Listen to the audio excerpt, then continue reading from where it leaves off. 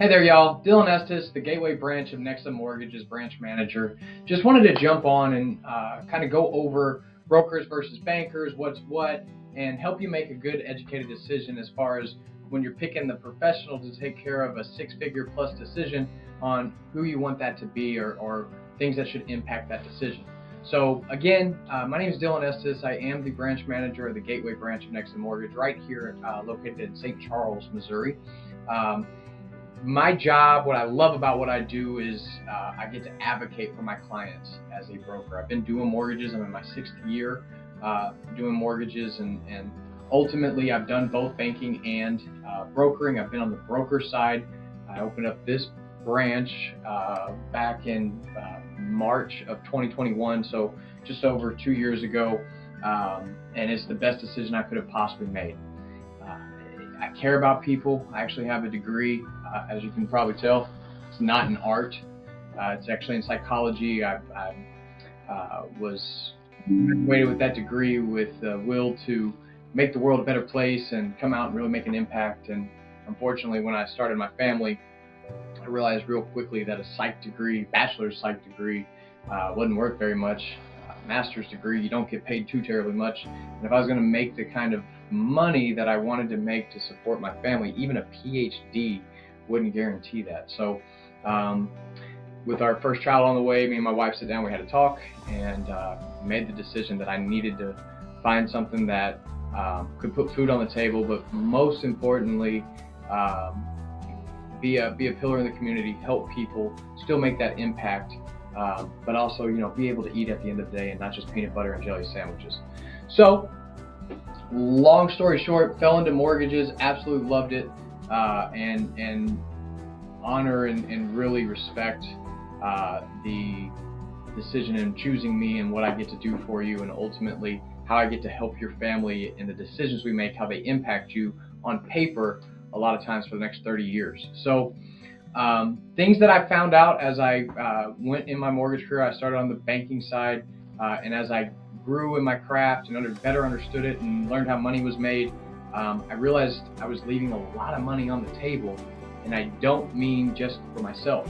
I don't mind telling you that as running the branch, obviously I get paid more than a loan officer on the banking side, but more than that, I learned how much money the client has to spend on the banking side with the loan officer making less.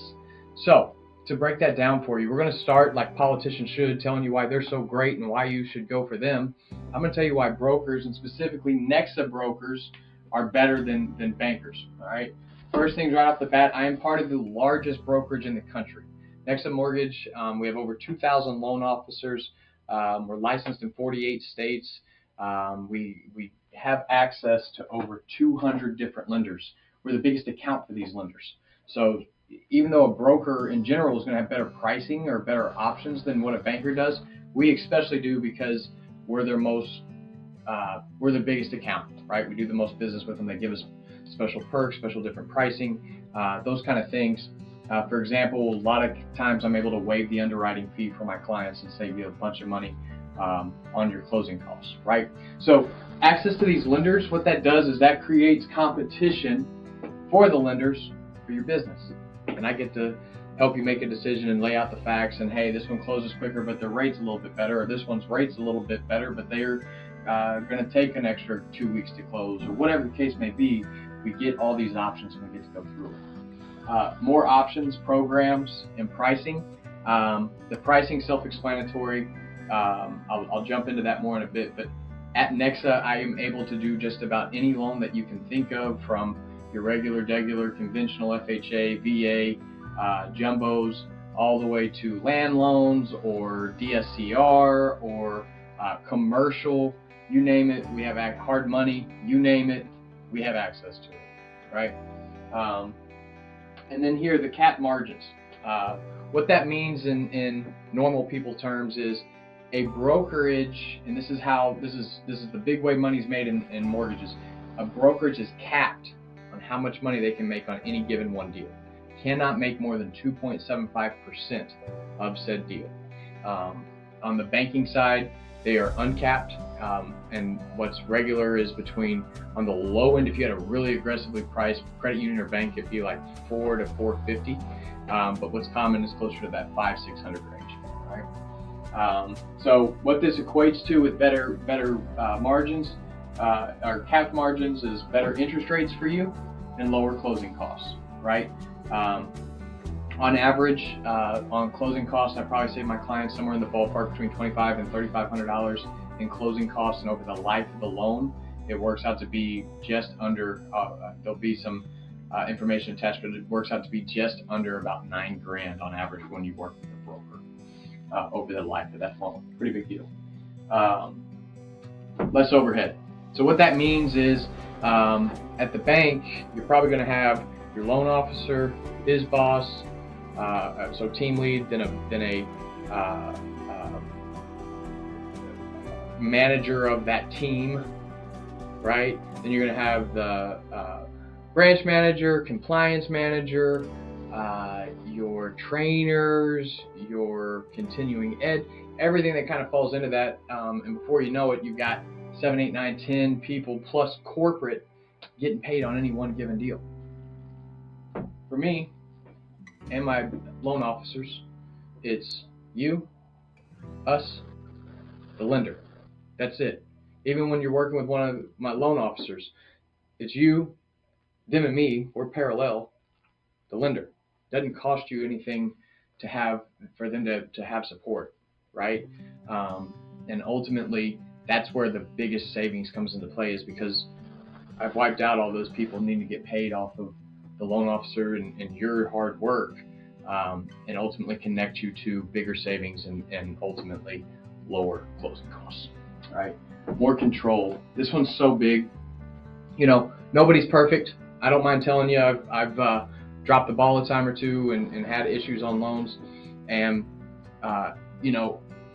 it's a bummer, and sometimes it's not even your or my fault, right? Yeah, we're doing a refinance and the appraisal comes in short, and now in order to make the deal work, we need a pricing exception or something to that effect. Well, the fact of the matter is, on the banking side, they have to go through all these different levels to get a yes if they can. Whereas with us, it's a direct deal. So in the latter, if that was to happen, I don't have to go ask permission to make the deal work. I can go in and make the deal work as long as it makes sense.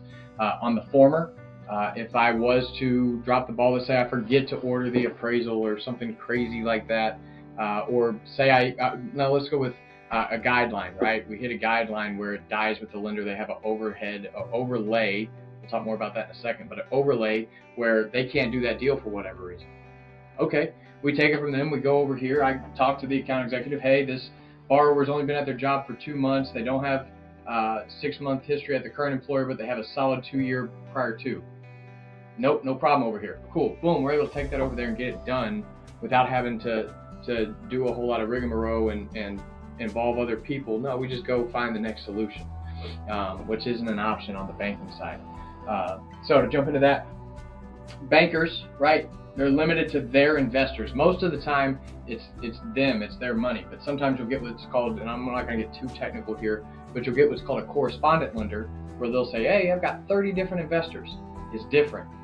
It's not the same thing as having access to over 200 lenders, and it's not just a number thing. Even if they said I have 200 investors, it's great, but guess what? They have to underwrite everything as if any one of them could buy. So they have all those investors, it actually works against them. We're going directly to the lender, so it works in our favor. So limited investors, and then they have to meet those overlays for any one given investor, which makes very restrictive loans. Uncapped margins. If they can charge it, you agree to it, they can get away with it. They can also make money on third-party services, so third-party profits. So your credit report, right? We probably talked about it. You're going to pay $66. It's the easiest one for me to point to, where you go talk to XYZ Bank. They're going to say, oh, no, we'll pull your credit, no problem. And it costs them the same $66. And then if you were to close, you look at the closing disclosure, they're charging $100 for it because they can make profit off of that third-party service. I cannot, right? And then layered margins and managers. This is managers, same thing. That's why their margins are so high. They've got so many people to pay off of any one deal. Like I said, you got corporate, branch manager, team lead, that manager, the loan officer, operations. Before you know it, you got 7, 8, 9 people getting paid off a processor, getting paid off of that one deal, right? So they have a lot more layers, a lot more people to pay, and then a lot more expenses, right? Most of them have big offices or a bank, right? They have to pay security, they have to pay the power, water, electric, right? We cut all that out. That's why you save money, because we're cutting out a whole segment of their expense ratio. More overhead. That ties in. More people to pay, right? More expenses. So I'm not going to harp on that one. Less control. Dylan, how can you say it's less control? They're the lender. It's direct. I can say that because they don't have the ability. Like I said, they're underwriting for all these different lenders, but they have to be able to send it to any of them. Or you got to have a pricing exception. In the example I gave a few minutes ago, and your boss won't give it up to him because he's penny pinching. Oh, sorry, you should have caught that, or you should have been prepared for that appraisal to come in short. Whatever the case may be, and they don't get it, you don't get it. For us, it's direct. It's our choice. So that is it in a nutshell. Now, this is a topic I could talk all day about, and if you really, really want to know the nitty gritty and or have any follow-up questions on how it works, I'm telling you, something like the weatherman giving you the weather for the week. I love it. I shine in it. Please call me, ask questions about this. But what I openly will tell you is as somebody that started on the banking side, started to peel back the layers on how the industry worked and how my family was getting compensated, I realized I was paying a whole lot of people that didn't have anything to do with the process. And ultimately, I wasn't the one paying them. You were the one paying them. So I cut them out for the both of us, and am able to pass those savings along to you. And I'm proud to say, take care of my family and build a business that is sustainable and that I enjoy doing. So thanks for taking a few minutes to watch this. I truly do appreciate you. Dylan Estes, branch manager.